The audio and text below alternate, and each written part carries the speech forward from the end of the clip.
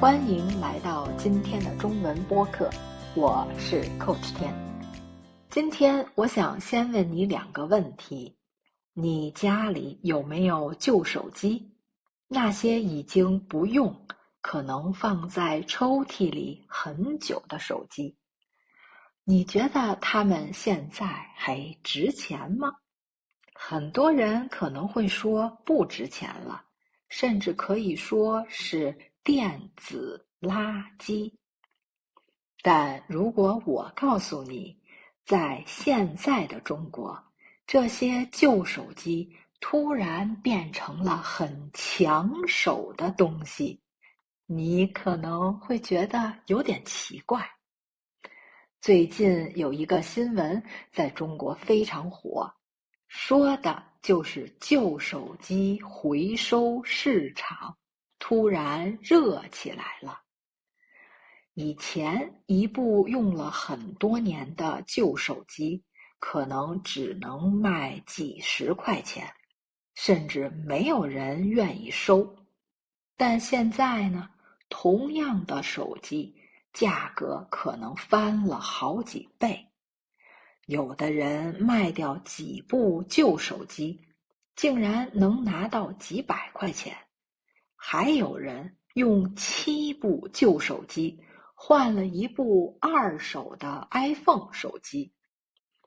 更夸张的是，在一些地方，旧手机的价格甚至出现了一天一个价的情况，早上和下午的价格可能都不一样。听到这里，你可能会开始想，为什么？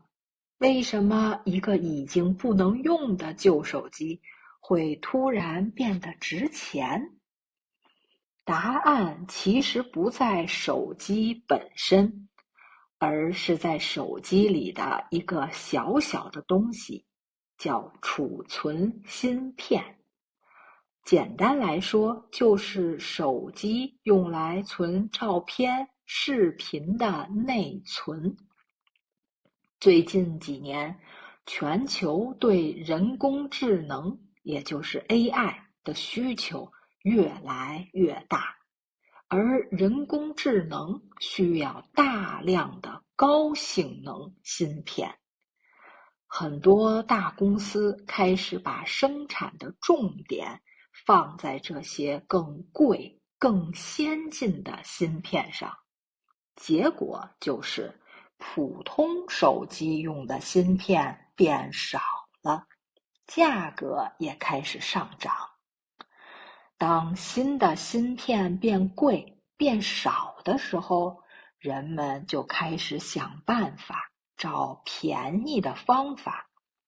于是旧手机就成了一个很好的来源。很多回收商会把旧手机拆开，把里面还能用的芯片重新利用。所以有人说，现在的旧手机其实不是垃圾，而是金山。这听起来有点夸张，但从市场的变化来看，确实有这样的趋势。这里有一个很有意思的文化差别。在很多国家，人们换手机以后，旧手机要么放在家里不管，要么直接回收。但在中国，这几年二手经济发展得非常快，越来越多的人习惯把自己不用的东西拿去卖，因为他们觉得我不用的东西可能对别人还有用。这种想法在中文里有一个很形象的表达，叫变废为宝，就是把没有用的东西变成有用的东西。也正因为这样，现在在中国卖旧手机其实非常方便，你可以在手机上点几下，就有人上门来回收，或者去商店里回收机器，几分钟就能完成交易。整个过程很简单，也很快。